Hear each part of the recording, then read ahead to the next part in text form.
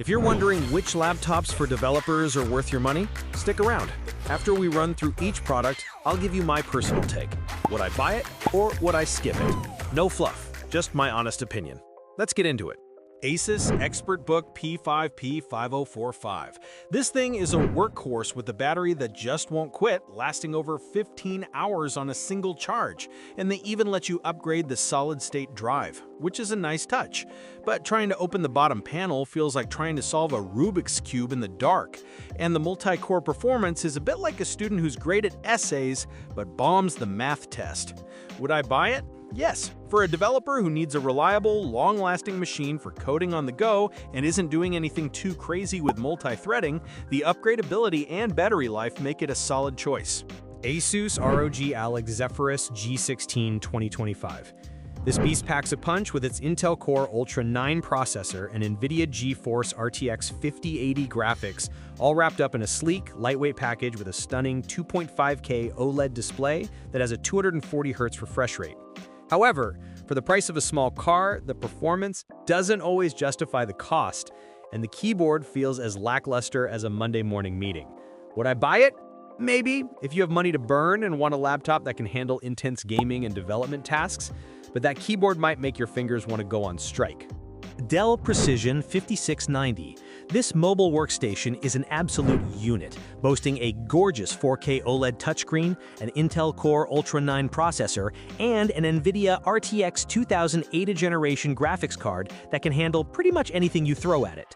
On the flip side, it costs a small fortune, gets a bit toasty under extreme loads, and has decided that USB-A ports are a thing of the past, so get ready for dongle life. Would I buy it? Yes, if my boss is footing the bill, because this thing is a developer's dream for heavy-duty work, but I'm not selling a kidney to buy it myself. Microsoft Surface Laptop Studio 2. The 2-in-1 design is slick, letting you flip the screen around like you're in a sci-fi movie, and it packs enough power for creative work and some light gaming.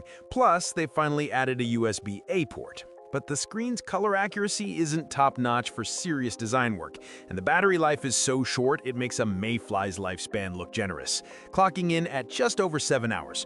Would I buy it?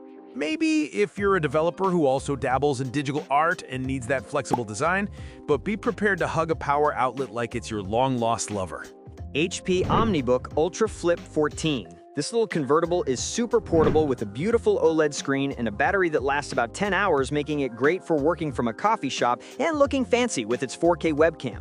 But it crumbles under pressure like a bad souffle when you give it intensive tasks, has no USB-A or HDMI ports, and the glossy screen reflects more than a funhouse mirror. Would I buy it? No, because while it's a sleek machine for light coding and browsing, it just doesn't have the guts for serious development, and I need a laptop that can handle my code without having an existential crisis. Lenovo ThinkPad T16 Gen 2. This thing is a quiet workhorse with a keyboard so comfy you'll actually want to refactor that legacy code base. Plus, it's loaded with ports, like 2 Thunderbolt 4s for all your developer docks. It's built like a brick, but its design is so classic it's almost boring, and you'll definitely want to pop in a second stick of RAM to unlock its full power.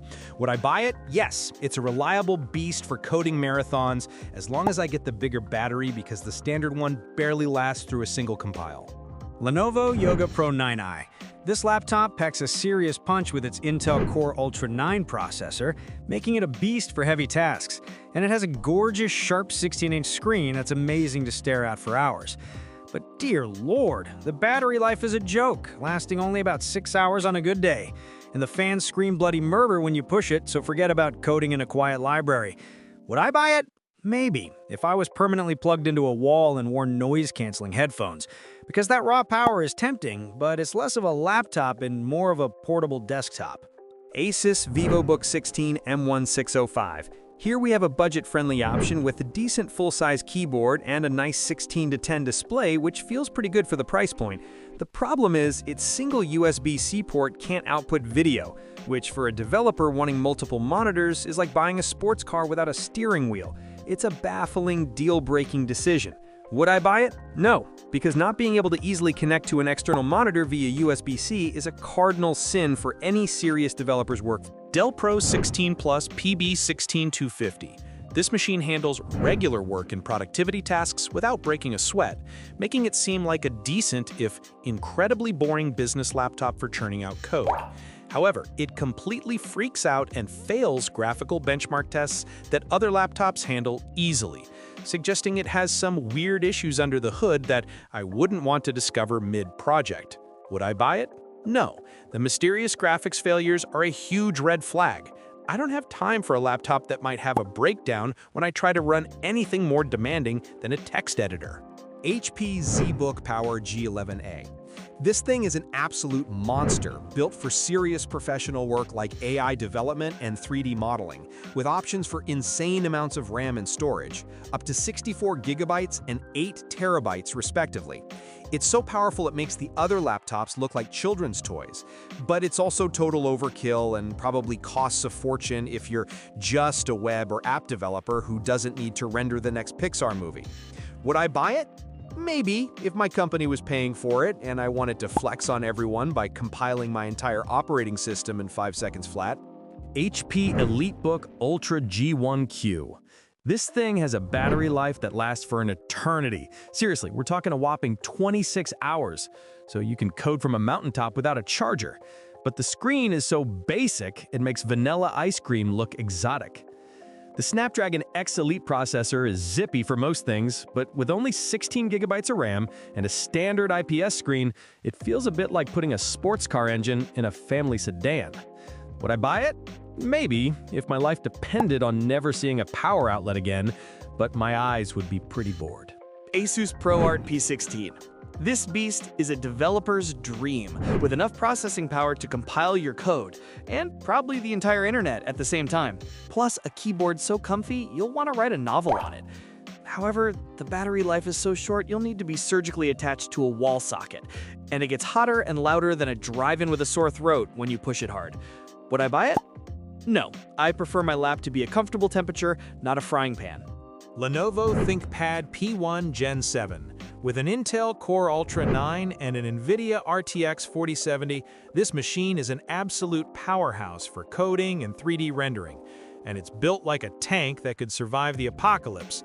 The only problem is the fans get so loud under load you might think a 747 is taking off from your desk, and it costs more than a small car. Would I buy it?